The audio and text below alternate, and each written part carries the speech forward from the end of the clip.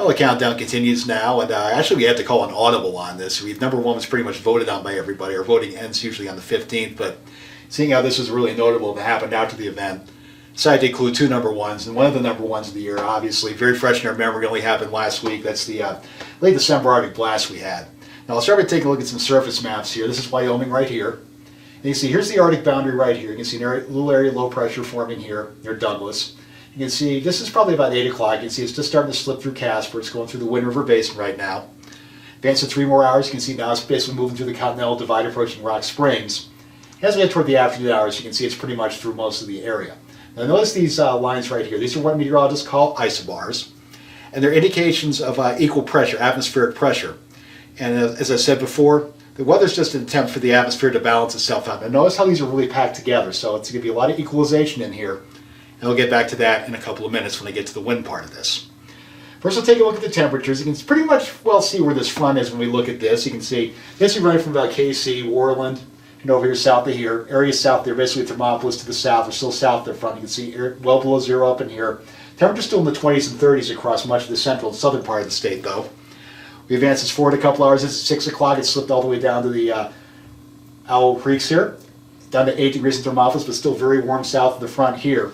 Go to 8 o'clock. Moved a little bit faster through the eastern part of the state since there's no mountains here for it to go through. Just moved right through Casper. They're down to 3.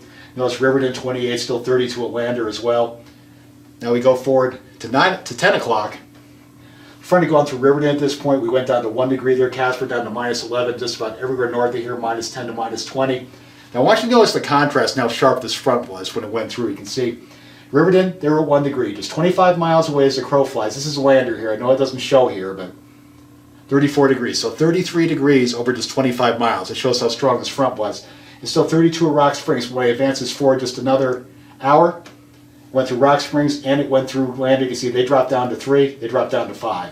Then it just kept moving down. The areas west of the Divide really didn't get the cold air until the next day. These are the low temperatures on Thursday morning. Everywhere across the area was -10. Most areas below 20, below zero. Just about the vast majority of the area is east of the Divide, below 30 below zero. Some places -42, Casper -42. Worland got down to -40 up here around Fort Washakie was -40. -43 over here in Barnum. But everybody was just frigidly cold that day. I tried to start my car that day. It started, but it really didn't run. There's a nice puff of black smoke that came out the back, but luckily it was fine. And these are the low temperatures when the cold peaked on the 22nd. You can see -30s to -40s here. Now Riverton, that was our all-time low here at the airport, -32. That's up on top of the hill. A lot of our forecasters that live in town, lower elevation for that cold air can sail, they got down under -40. -42, that was at the Casper Airport. That's an all-time low. Records there go back to about 1948, so it's pretty notable there. Lander was their 5th coldest at -33. Records there go back a really long way, back to 1891. We're on their 6th lowest temperature ever in Greybull, their 2nd lowest temperature ever. And the other thing notable is how quickly the temperatures dropped. You see many areas here, 30 degrees in an hour. That includes just about everywhere, about Thermopolis on to the south. Now those of you further north, I didn't show a lot of big temperature drops here because the front came through at night and the drop wasn't as dramatic. Now Rock Springs, couldn't really get anything there because it went down 28 degrees in 10 minutes. I think it went from 33 down to 5 in about 10 minutes.